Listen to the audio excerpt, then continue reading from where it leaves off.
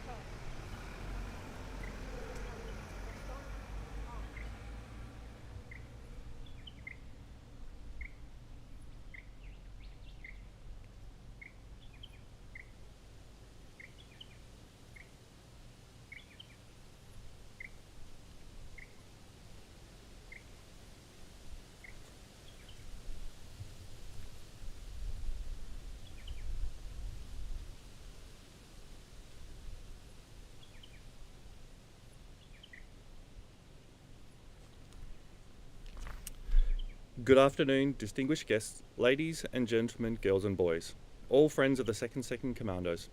My name is Andrew Strickland, and I am the grandson of 2nd Commando George Strickland, and I will be leading the service today. A special welcome to those who are attending for the first time and to our Timorese friends. Welcome to this, the 75th Annual Commemorative Service of the 2nd Commando Association of Australia, and it is the 82nd anniversary of the involvement of the 2nd Commandos on Timor and the 74th time this service has been conducted. I know that this service and the association activities were really important to my grandmother and my grandfather for all of their lives. At this stage, I would like to acknowledge the custodians of the land on which we meet today, the Whadjuk people of the Noongar Nation and their elders, past, present and future. Please be upstanding for the National Anthem.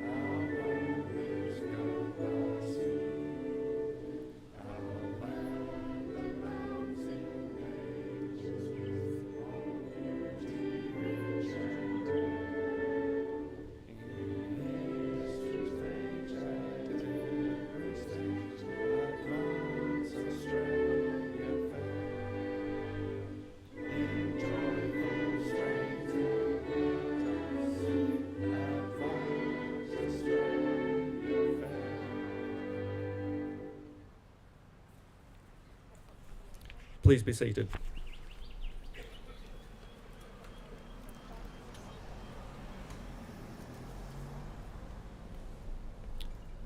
Would anyone laying a wreath please come forward?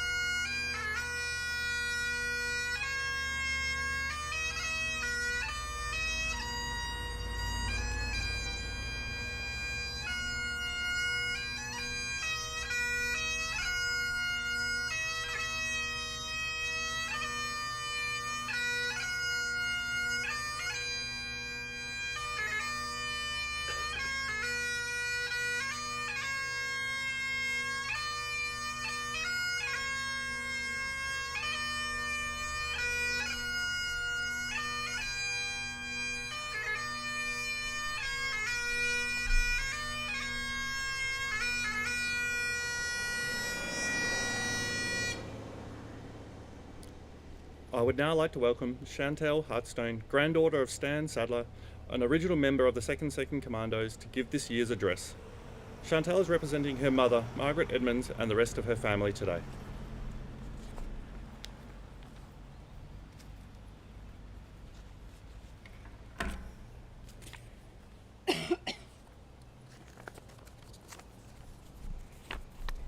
Distinguished guests.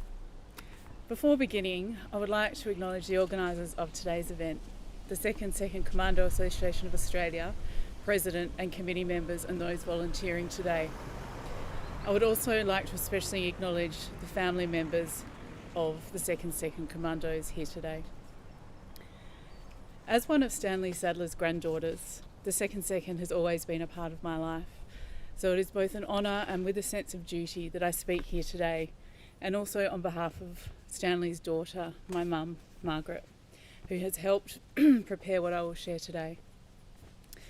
I hope that by sharing some of his stories, it brings family members of 2nd Commandos closer to their loved ones and what they experienced in those years of 1941 and 1942 and the years that followed. Stanley enlisted on the 5th of April in 1941 and was an original member of the 2nd unit. Like many other men who were recruited or voluntarily enrolled in the unit, Pop was a man of the land. Accounts of history tell us that no one exactly knew what was ahead and that the mission was highly secretive. I imagine that it was their duty, courage and sense of adventure that must have drawn these men into the unit, which remained secret for a long part of their training regime, which began in Wilson's Promontory.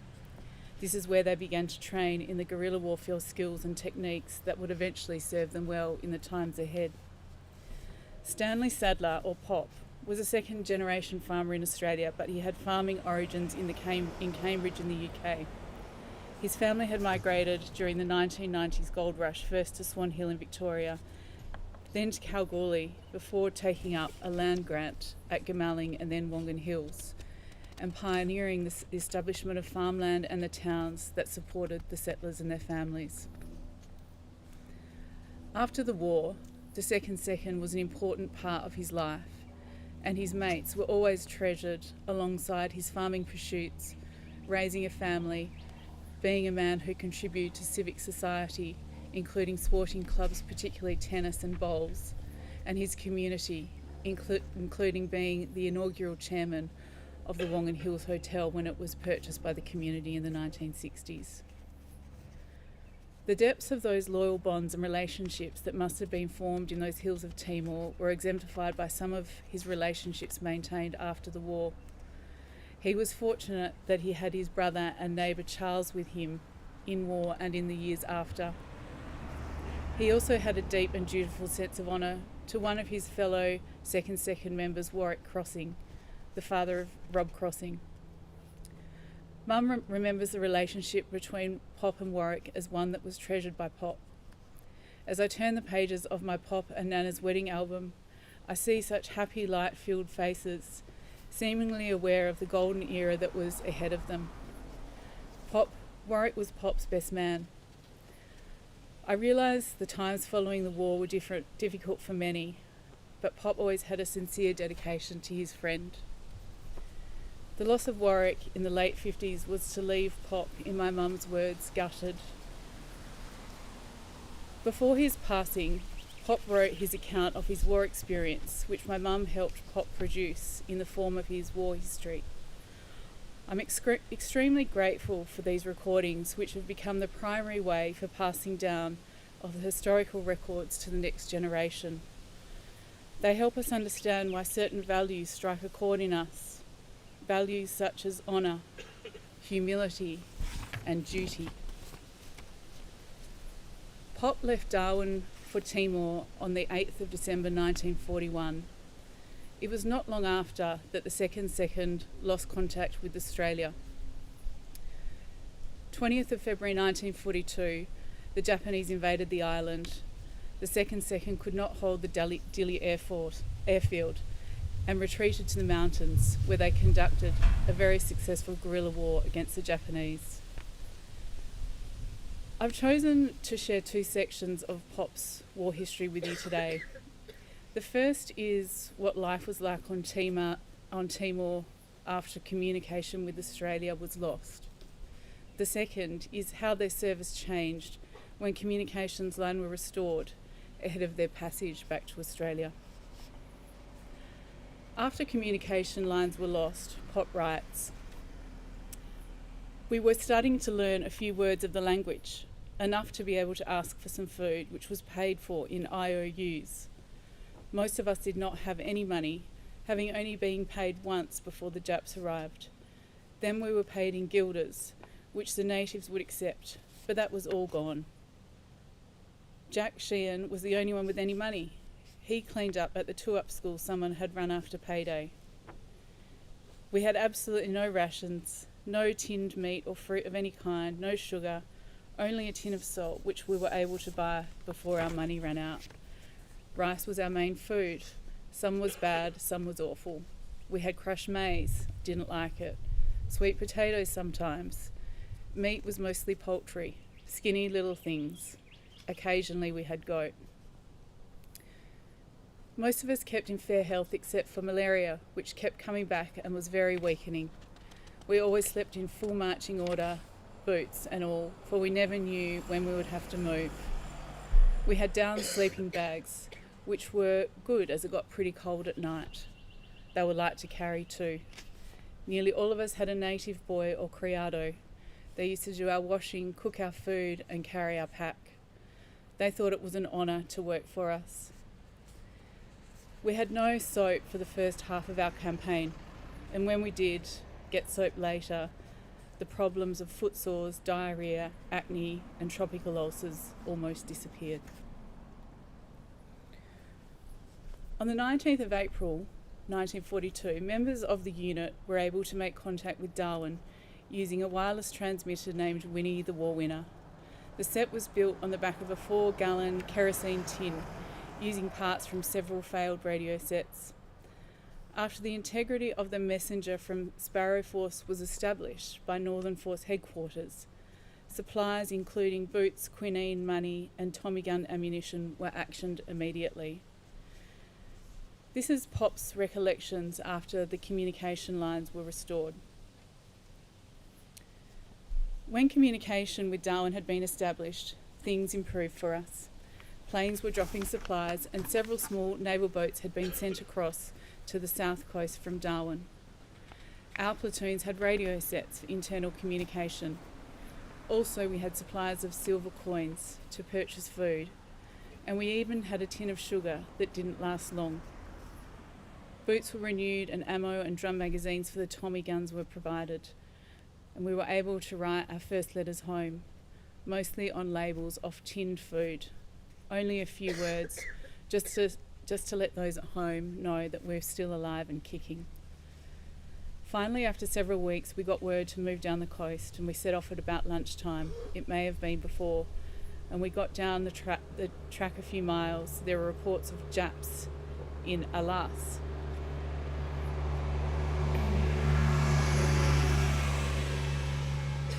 A small patrol was sent to investigate and reported all clear, so we moved onto the beach, got there about 9 p.m. We said goodbye to our native boys and gave them everything we had, but we felt like we had let them down. A signal fire was lit and the destroyer, Dutch Turk Headies, came in at about 11 p.m. Soon after, canvas boats were near the beach. It was fairly calm. We waded out and boarded the boats, which were rowed out deeper to the water where a motorboat picked us up and towed them out to the destroyer. There were sealing nets over the side of the destroyer and we went up them like monkeys. Our guns were taken off us as we went on board, and we were taken down and given a feed of bread, butter and jam, which we thought was wonderful. On the 16th of December, when he boarded the Royal Dutch Destroyer, Pop's service in East Timor had ended, but he, like the rest of his squadron, remained in a debt of honour to the East Timorese. Stanley went on to serve in New Guinea and New Britain and returned to Australia on the 16th of January 1946. and was discharged in February 1946. He was made a life member of the Second Association in 1990, 3 years before his passing. In closing, I would like to thank Noel Strickland, Rob Crossing and the committee for the opportunity to speak today, and also Mum. I would also like to acknowledge the work of the committee and its continual provision of this ceremony at this place in Kings Park.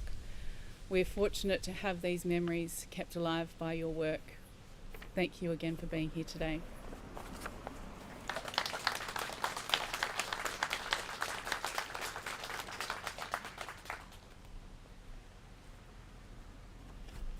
Thank you, Chantal. Mr. Peter Epps, a committee member and son of Bill Epps, will now read the names of the fallen.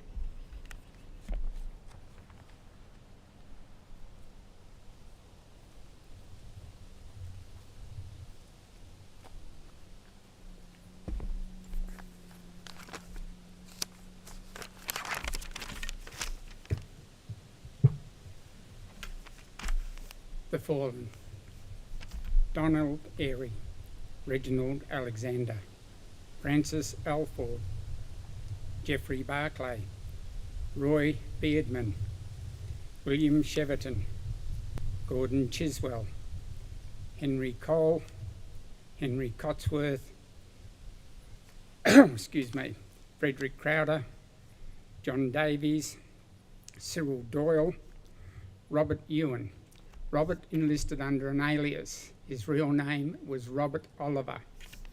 He was also one of the last men killed on Timor, was awarded a posthumous MID, which is a mention in dispatches, which is a modern day commendation for bravery. Back then there was only 2 awards that could be given for a posthumous award. It was a Victoria Cross or an MID. Desmond Fallon, Bryant Gannon, Kenneth Hogg, William Holly, Philip Hopper, Lloyd Kemp. That's the man I'm named after. For some unknown reason, he was known as Peter, and he was a good mate of my dad's. Patrick Knight, another person that joined up with an alias. His real name was William Cotter. Anthony Lane, Desmond Lillier, Stanley Ludlow, John Maley, Harvey Marriott, Henry Mitchell, Percy Mitchell, Lawrence Maloney, Leslie Newell, Gordon Mulqueeny, Reginald Murray, Valentine Nagel, Eric Northey, James Pollard, Donald Ramshaw, Keith Richards. Now, Keith had a tragic story. He served the whole campaign on Timor, got home. 3 weeks later, he went to the dentist, had an impacted wisdom tooth, and passed away. John Simpson, Andrew Smeaton, Frederick Smith, Charles Stanton, Alexander Stewart, Ronald Swift, George Thomas, Lindsay Thomas, John Walker, David Waller, Robert Wardy, Arthur Yates. Lest we forget.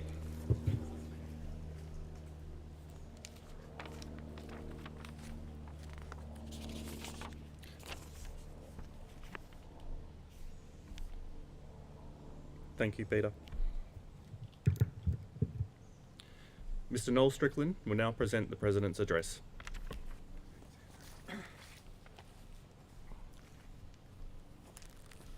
Good afternoon, everyone. Distinguished guests, ladies and gentlemen, girls and boys, thank you once again for your attendance today and for your continued support in keeping the memory of the 2nd Commandos alive. The theme of this year's service continues to be keeping the memory alive. I understand that the families and friends of the 2nd Keep the Memory Australia will be awarded the Order of Timor-Leste. This award is the highest honour currently awarded by East Timor. It was established in 2009. The Order recognises the contribution of East Timorese and foreign nationals who have made a significant contribution to East Timor, the Timorese, or mankind in general. The awarding of this recognition comes after a lot of work from the committee and I'm not going to mention them all here, but there's a couple of non-committee members that I would really like to acknowledge. The first one's Luke Gosling, OAM. He's a member of Parliament for Solomon in the Northern Territory. He's the Special Envoy for Defence, Veterans and Northern Australia. And Lieutenant Colonel Paul Pembroke, who's currently the Defence Attaché in the Australian Embassy in Dili. This award, we've just found out, will be presented on the 26th of November, and I'm really pleased to say or to announce that Ed Willis and Murray Thornton will be attending this service in Dili to receive the award on behalf of the association. We're not sure what this award's actually going to look like. We don't have a lot of details. I believe it's going to have a heavier emphasis on what's happened since the war and how our fathers and family members have supported the East Timorese people to what's happening today where we continue to do so. Whilst we would have preferred a greater acknowledgement of the service of our fathers in East Timor, we believe this is a wonderful award that we are being acknowledged for, and that it's the start of maybe another big push by the committee to maybe get some federal MPs interested in doing something about an official acknowledgement. We'll see where that goes. We believe the awarding of this formal recognition to the unit is a significant start in getting the story of the second out to the wider community. We are hopeful that we're able to generate some media interest in our story, and that this award will prompt the federal government to do something in regard to an Australian award. To this end, we will continue to approach state and federal governments to make our case for such an award. We've once again had a very, very busy year. During this year, we've conducted our services. This one, we've taken part in the march, Anzac Day March, and the dawn service. And we've also attended a number of services commemorating the various Defence Force units who've served in Timor in more recent years. We've continued the process to gain official recognition, which I've just spoken about. The continued work by Ed Willis on his project to identify and map sites significant to the second Commando service in East Timor. This has culminated in the completion of his book, World War II in East Timor, an Australian Army site and travel guide. On behalf of the association, Ed, I can't see you, but we really do congratulate you. I know it was a work of love, and you've put many, many hours into this, and we funded the initial first 10 copies of it, and thanks to a very generous donation from Murray Thornton, we are now having 100 copies of the book made, so they will be available on the website soon, if they aren't already, and they'll be $100 each. So we're really looking forward to people getting a hold of that book. We've continued to award the Double Reds Resilience Award to students in Andrew Hastie's, our patrons, electorate, and to a few schools where our members have donated awards. Once again, Terry Knight, daughter of Arthur Marshall, has contacted me this week to confirm that her family has made the award on behalf of the association to a student from Harvey Senior High School. The student's name is Ella Benia. Ella has completed her high school education while supporting and caring for her wheelchair-bound mother. She's also set up a small business making and selling artwork and jewellery. Thanks to the Marshall family for their ongoing support, and this award is really the heart of what we talk about with the Resilience Award. We've also funded a water purification unit for Los Palos. We've funded, finally, I know Colleen's watching this, Colleen Thornton, our treasurer, we've half funded a new school at Darray, and we've had trouble getting the funding through. The money got lost in banks, and it's taken months to actually get the money there, so thanks, Colleen, if you're watching. We've funded the books. We've also, most people would know that 5, 6, 7 years ago, we built the Keith Hayes Memorial Room, and it needed some maintenance. It's at the St Anthony's International School in Dili, so we provided $1,600 for some maintenance there. And the next one really fell into our laps a little bit. There's a group it's a worldwide group called Days for Girls, and it's a sewing group, a voluntary sewing group, and I'll get my wife to speak about it. But we donated $1,000, and the main or the area that this went to was providing washable sanitary products for third world countries. And so I think we provided about 250 of these, and they went to a women's refuge in Ballabo. And as a result of that, we've made a bit of a connection with Ballabo. And I'm going to ask Sue if she'll come up and read the story about what's happened since we've made that donation. You got it?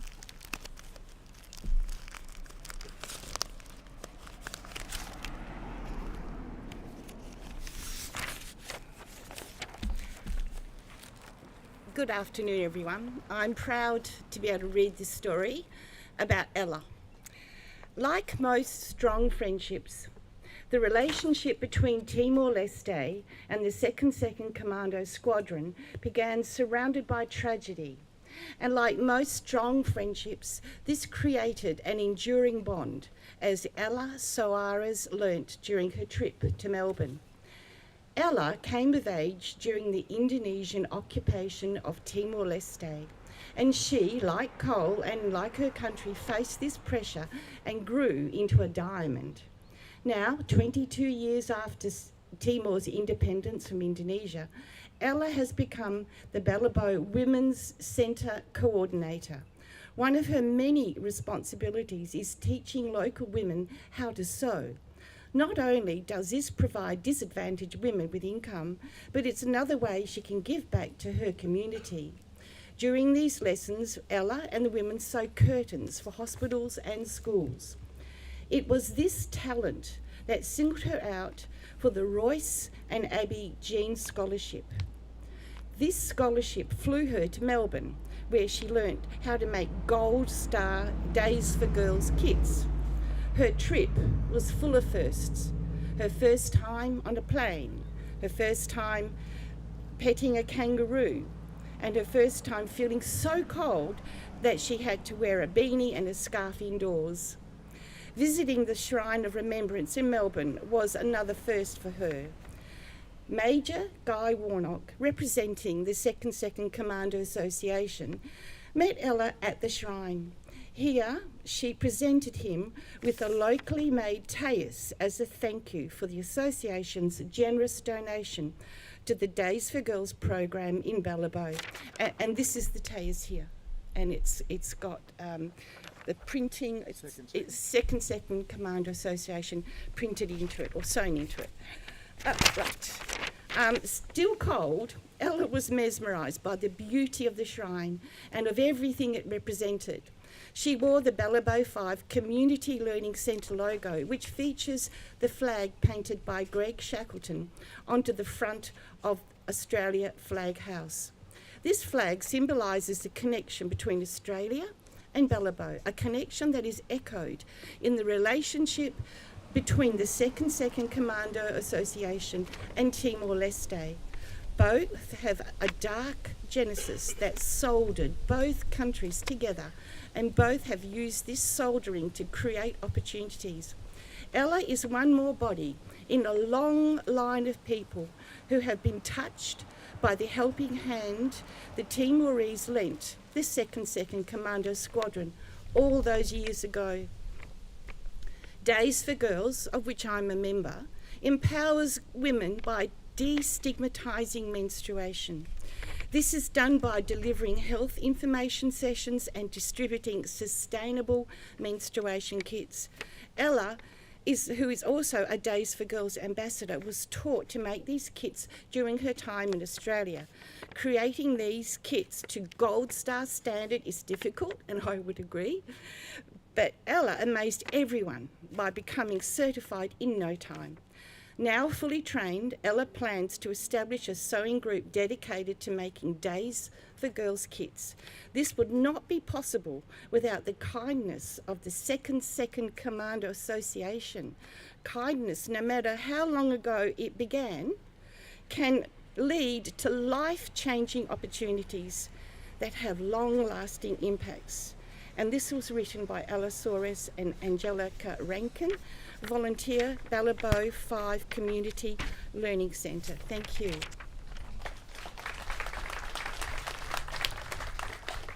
That story really does show, doesn't it, how with just a little bit of help, it can really impact on someone's life. Okay, whilst we're very proud of what we've been able to achieve this year, the committee has made the only decision available to us by deciding to put on hold any future funding projects. We've been very fortunate in previous years to receive funding from various organisations and through bequeathments from families. For the last couple of years, however, the only funding we've received is through membership fees. These fees allow us to conduct our usual business, but not to provide grants. The committee made the decision to put the funding of future projects on hold until our own funding situation has improved. I think I said this last year. You may have noticed that once again the Strickland name has been prominent today. Whilst we are very proud to be part of the service, we really do need more families to become involved. I know not many people like speaking in public, but being uncomfortable for a few minutes on the third Sunday in November is really a small price to pay for being able to honour the memory of a family member or friend. Please consider volunteering to be part of the service or to carry the banner in the Anzac Day March. You may be surprised how emotional and meaningful it can be. Once again, thanks to the committee. We've had some very hard discussions this year, really questioning where we're going. So I do thank you all for your honesty, and I think we sort of know where we are at the moment, and we've made the commitment to keep operations going, especially this service, for the near future. Many thanks to those who've contributed to today's service, and there's still people who've got to do that yet. So once again, thanks very much for your attendance today. Good roll up today. Thank you.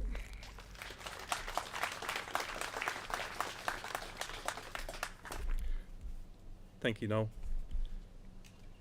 Mr. John Burridge, MD, will now recite the ode, which will be followed by the sounding of the last post.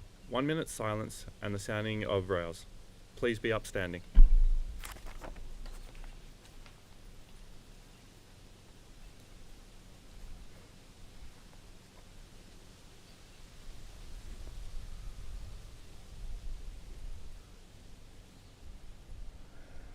They went with songs to the battle.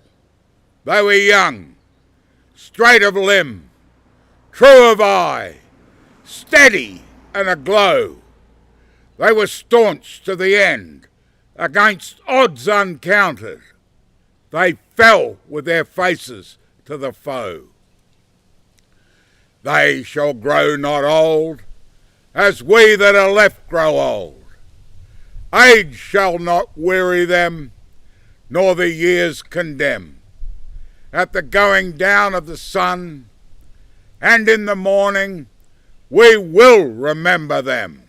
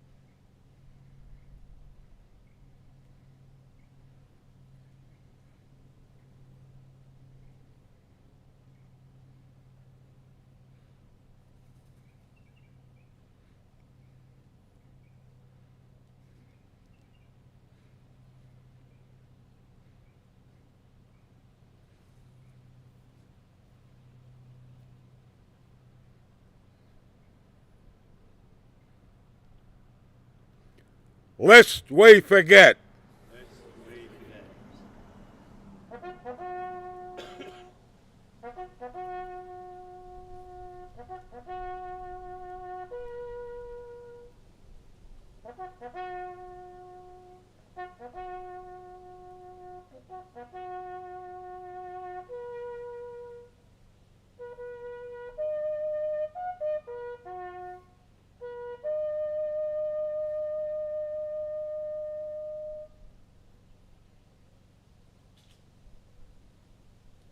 Thank you.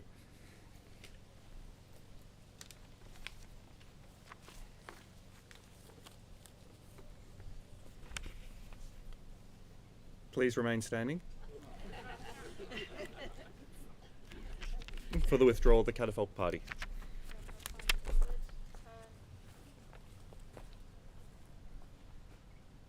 Catapult party, by the centre, quick march!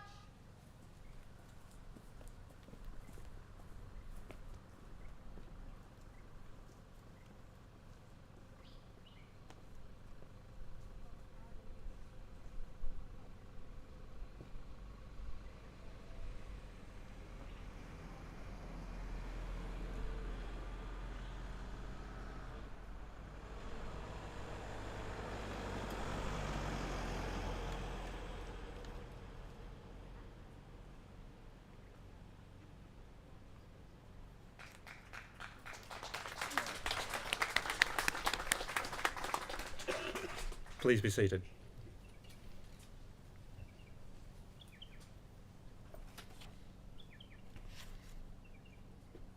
I think Noel's going to have a few words.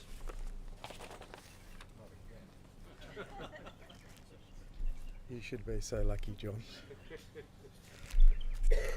This concludes our service for today, but before we do finish, I'd like to make a few formal thank yous. Thanks, Andrew. Second time he's done the job, so as Rob reminded me, he's still got another 9 to go to beat Rob, so he'd better pencil them into his diary for a while to come. So thanks, Andrew.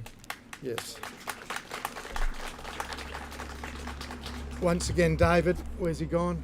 Thank you. Been doing it for years. Wonderful job. Captain Ashley O'Connor and Lieutenant Tariq from the Karrakatta Cadet Unit. Third or fourth time you've been here, so thank you very much. Really appreciate it. Piper, Izzy, first time. Thank you. Many to come. And look, the people who come who don't really have an association with us, they really do put the icing on the cake and they really do make it a wonderful service. So I really do thank you guys. Thank you very, very much. Louis again, wouldn't happen again. Thank you, mate. Done lots and lots of work. Chantal, you can recommend the job? 100%. A little bit nervous when we spoke earlier. You did a wonderful job and thank you. I'm sure your grandfather would be very proud. Yeah. All others who contributed, thank you.